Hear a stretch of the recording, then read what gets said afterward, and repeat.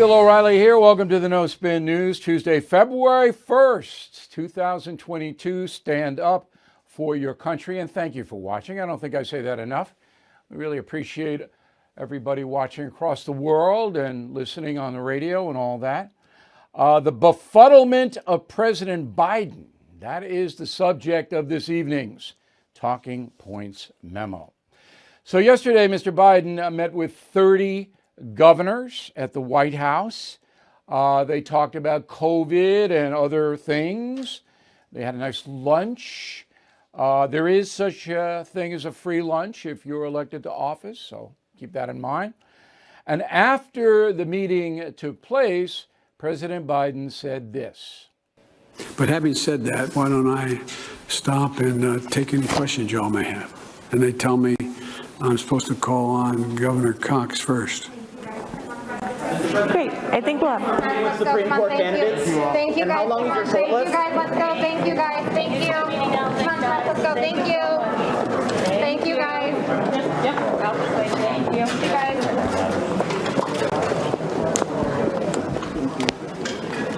guys. So did you process that? President of the United States says, quote, "Why don't I stop and take any questions you all may have?" Okay. And then his staff throws all the reporters out of the room. And he sits there with a grin on his face. Is that strange? I believe it's strange. If the President of the United States says, "I will take questions," the staff doesn't run in and throw the questioners out. That has never happened in my lifetime. I have never seen that before. Yet it wasn't, and even Fox News didn't zero in on it. And I'm going, wait.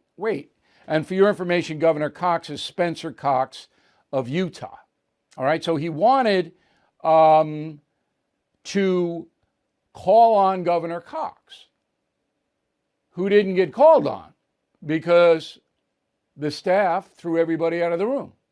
So you all, he's looking right in at the press corps, means you all. So when I saw this, I had to watch it 2 or 3 times to figure out what was going on. I think I have. Okay, so Joe Biden is not in charge. I think that's obvious from his policies and his demeanor and what happened. He's not in charge. Another president would have said, hold it. Wait a minute, I'm going to take some questions, and I think Governor Cox has a question, and we'll take some of your questions. Okay, which is what Biden did, but then when his staff ran in and threw everybody out, he stood there with this ridiculous grin on his face. Like, what is this?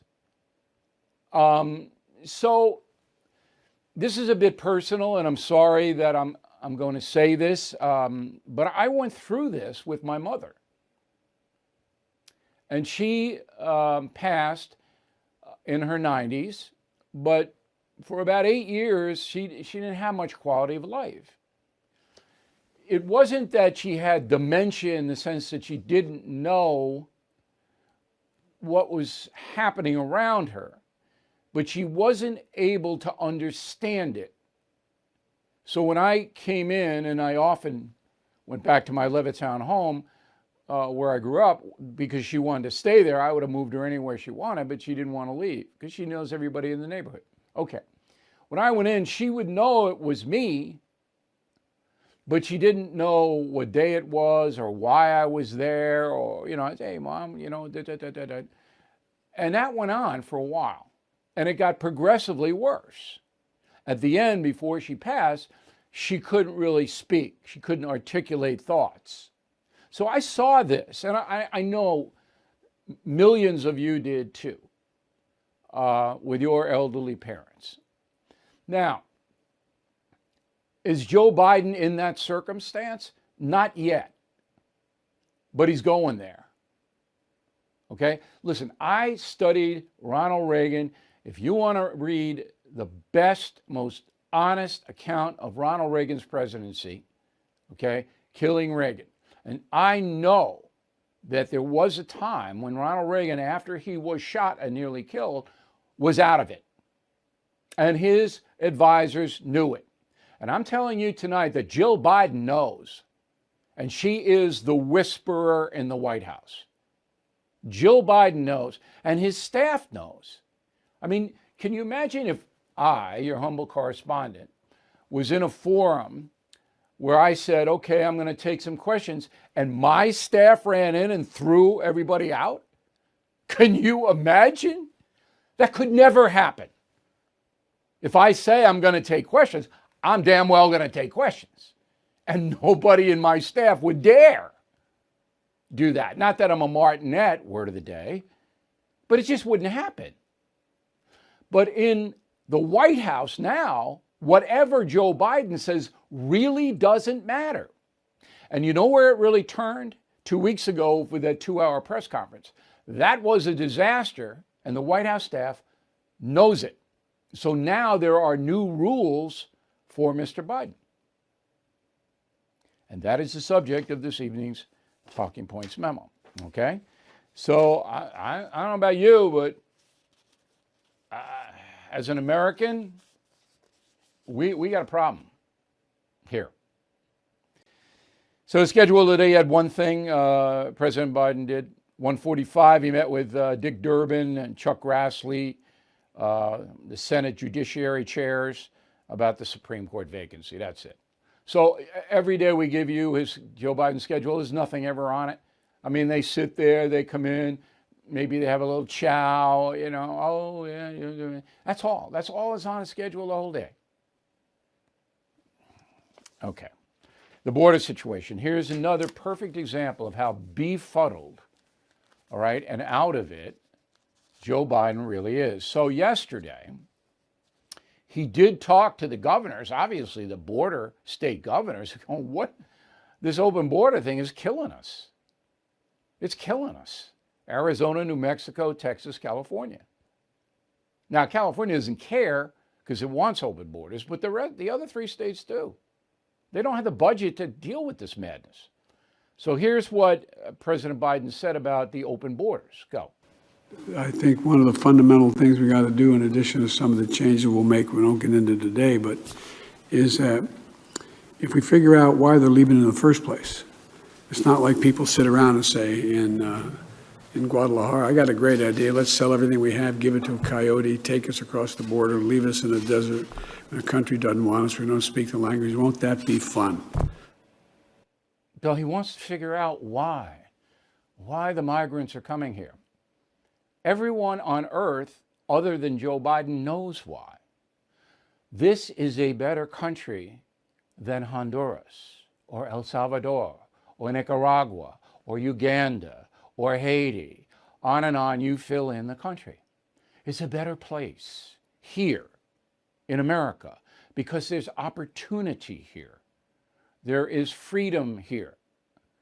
And in the other countries, there isn't much opportunity.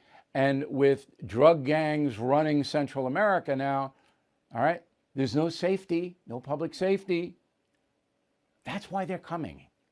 So we don't need a symposium. We don't need Kamala Harris doing a 20-page paper on the root causes. It's a better country here. And people are willing to risk their lives. And that's what these poor migrants are doing to get here.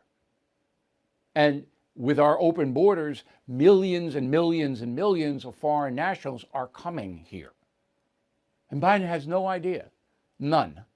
Well, I wonder why they're coming here. This is frightening. This isn't bad policy. This is frightening.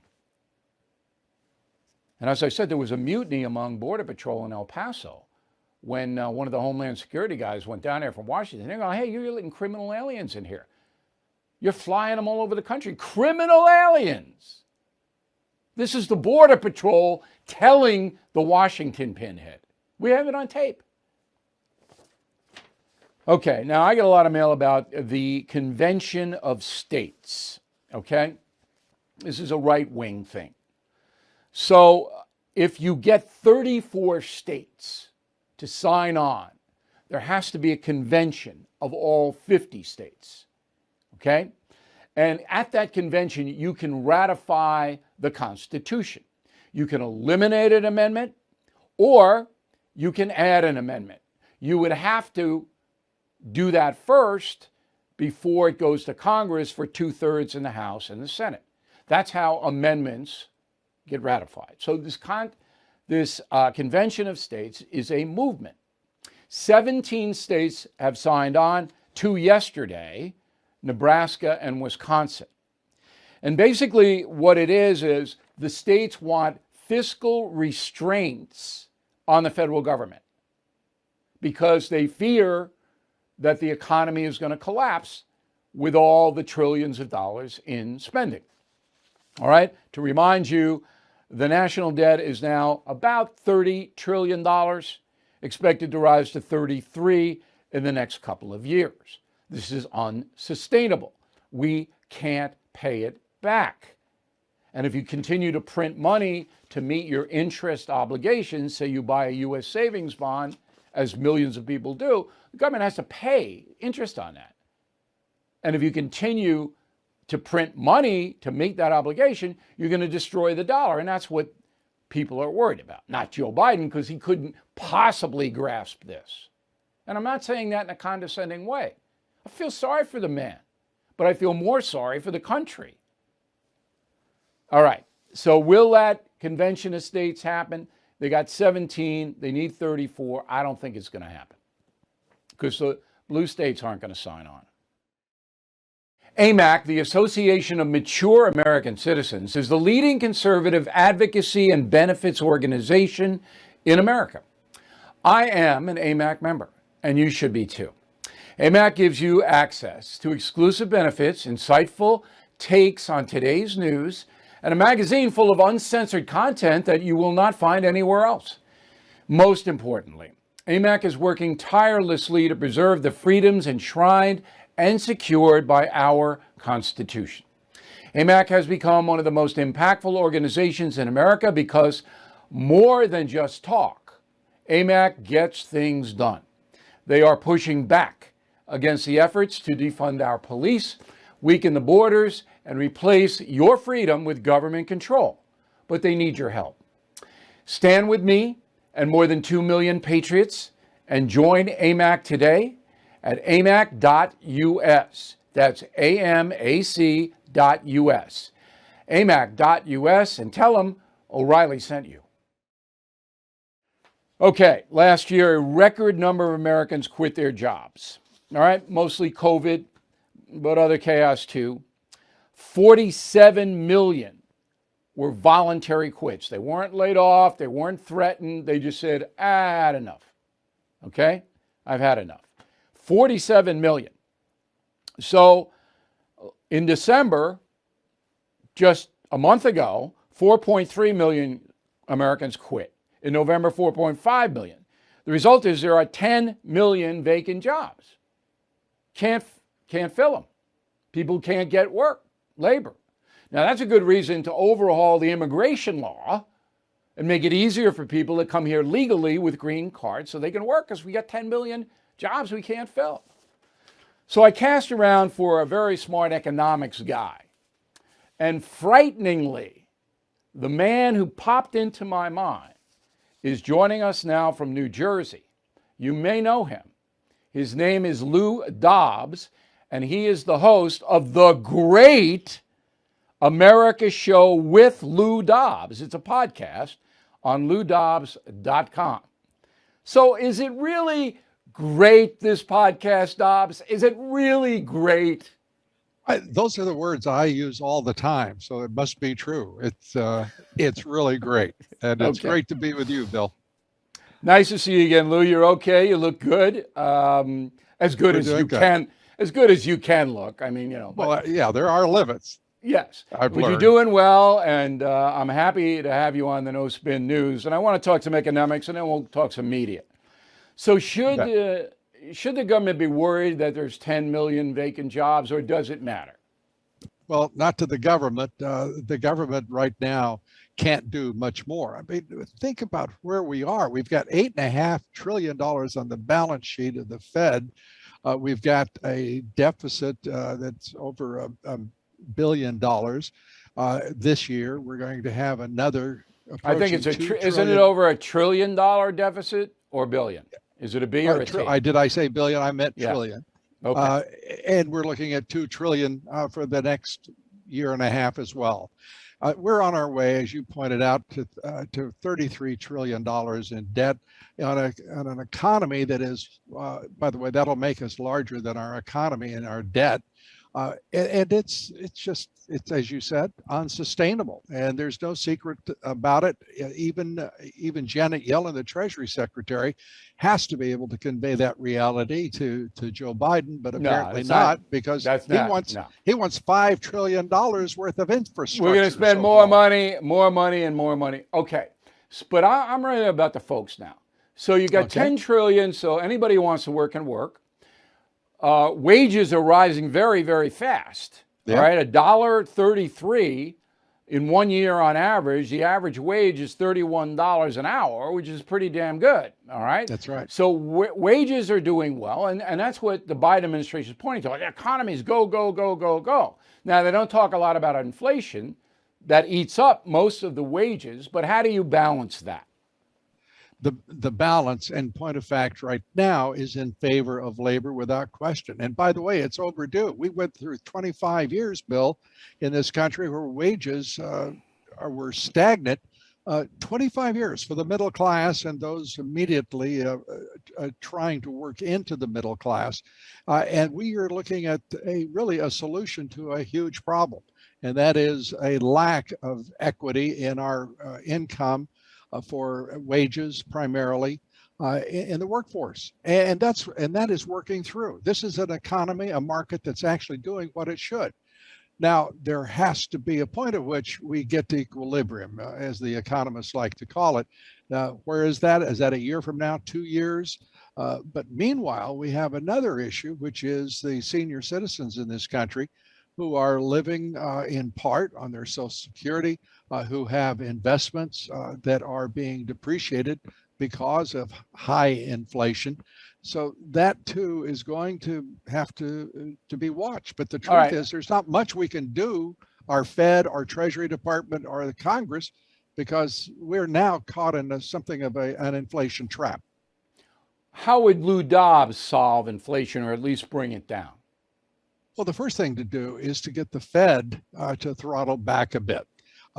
They're saying they're going to do it for interest rate hikes, but the fact is that that'll result in a lot of people being dislocated. Jobs will be fewer rather than animated and vigorous and growing, which is where we really do want the economy. The difficulty here is coming up with something that doesn't hurt the American working man and woman and their families. And that should be the first priority for Biden, but it isn't. No, because they don't understand economics. Now, when I was out on the road with Donald Trump on the history tour, you may have heard about it. I did. He said that the inflation was ignited as soon as Biden attacked the fossil fuel industry and lessened how much energy we harvested in America. As soon as that happened, all prices went up. So it seems to me if you reinstituted what you had under Trump in a free flow of fossil fuels, so there was plenty of energy in America, that would bring inflation down drastically. Or am I wrong? Well, you're partially right, is the way I'd prefer to put it. Not partially wrong, partially right. Inflation is caused by higher prices across the board. Energy affects 55% of the economy. When those prices rise, as they have, they're going to have broad influence. But just simply reducing energy prices, while a good idea, and I would be all for that, it's not going to solve the problem because it's fundamentally a monetary problem. It is fundamentally too much money in the system. And primarily in the financial markets right now. And that's because the government printed too much money. Exactly. To be honest, the Trump administration spent an enormous amount of money. He says he had to rebuild the military on and on. Okay. So what about the media, Dobbs? I mean, you and I have been around probably since the War of 1812. So we've seen the That's evolution, about right. yeah, of the media in America. And I think it's low ebb that it's ever been. I can't depend on any information coming out of cable or network news. It's all ideological driven now.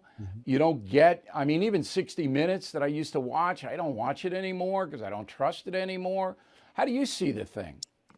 Yeah. By the way, 60 Minutes I haven't trusted for a very long time, and you're right about the media. And this is a statistic that is an approximation, but of the 6 primary sources of information in this country, they're owned by corporations, vast corporations: Comcast, NBC, AT&T, CNN, Jeff Bezos, the Washington Post, and the list goes on. It is a huge corporate oligopoly. And that means very simply that the news that is coming out is exactly what's decided upon in those boardrooms. No one should kid But around about it.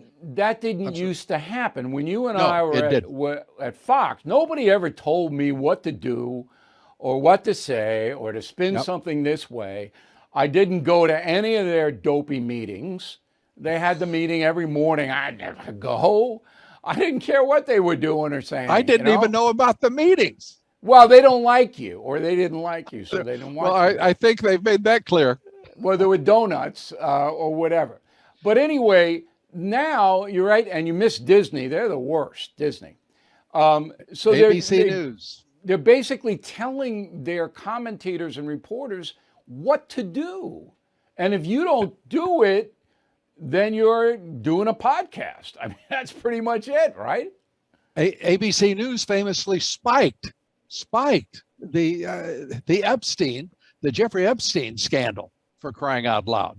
It goes on, and it happens in every one of those corporate news organizations, and they try to pretend now that they're not something quite different than the way you and I worked and lived in those environments.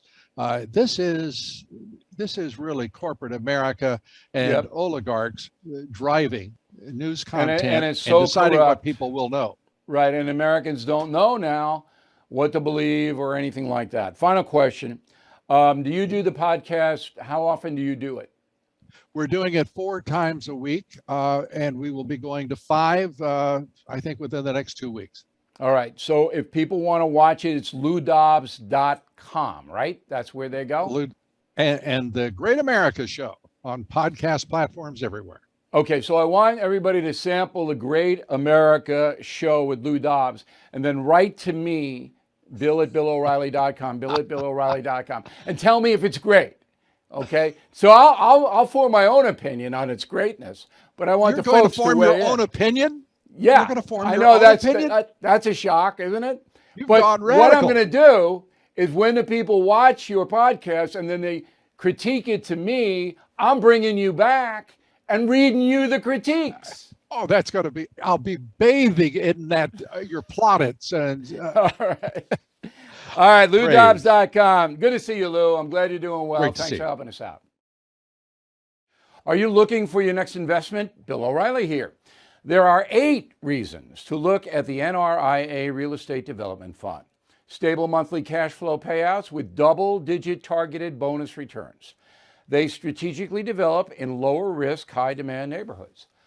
Prime new construction is short on supply and high on demand.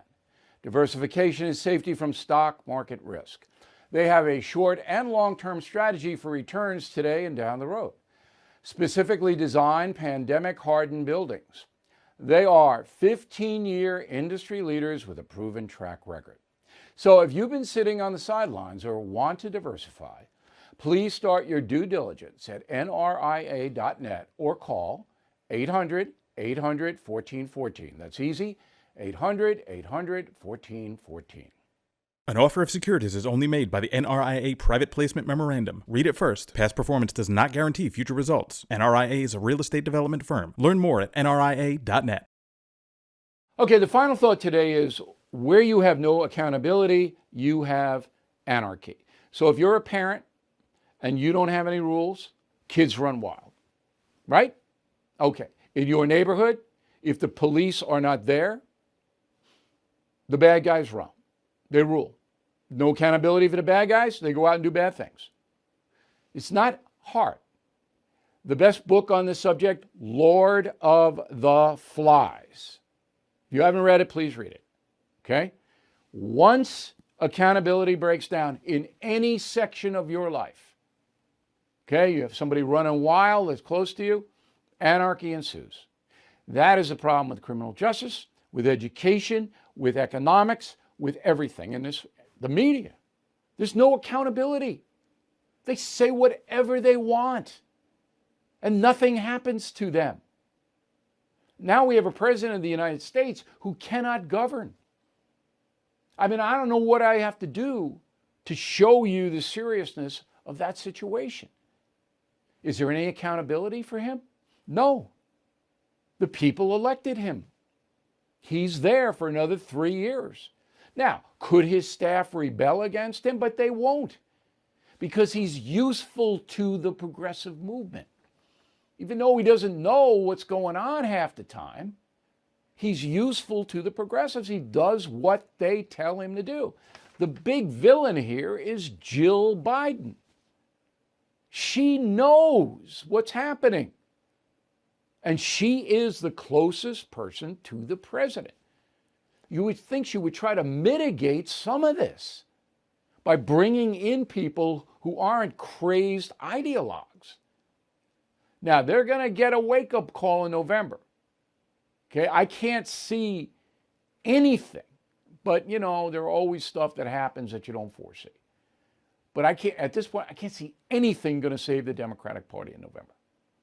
It is so bad, the economy, the crime, the lack of attention to problem solving, the border, just the border alone. It's so bad that people are going to go and they're going to say, no, we may not like the Republicans, but we're not going to sit for this. But I don't even know, even when that wake-up call comes, whether you're going to see anything change inside the White House, because there is no accountability. Thank you for watching the No Spin News. We'll see you again tomorrow. I'm sure I'm not the only one who's noticed everything is getting more expensive. We are in the biggest economic crisis since 2008, with a government that's printing trillions of dollars. Consumer prices at the highest we've seen in 30 years. Inflation certainly here. And if the government continues its out-of-control printing and spending, the dollar could continue its free fall and lose its coveted role as the world's reserve currency. While paper money will eventually have a shrinkage in value, there are real tangible things that will always maintain value. So how do you protect your money, your retirement, your savings? American Hartford Gold can show you how to hedge your hard-earned savings against inflation by helping you diversify a portion of your portfolio into physical gold and silver. All it takes to get started is a short phone call, and they'll have physical gold and silver delivered right to your door or put inside your IRA or 401k. Plus, tell them Bill O'Reilly sent you, and they'll give you up to $2,500 of free silver on your first order. So please don't wait. Call them now, 866-501-5201, 866-501-5201, or text BILL to 65532. Again, 866-501-5201, or text BILL to 65532. Bill O'Reilly is back on TV and only on The First. No Spin News, every weeknight at 8 p.m. Eastern, only on The First.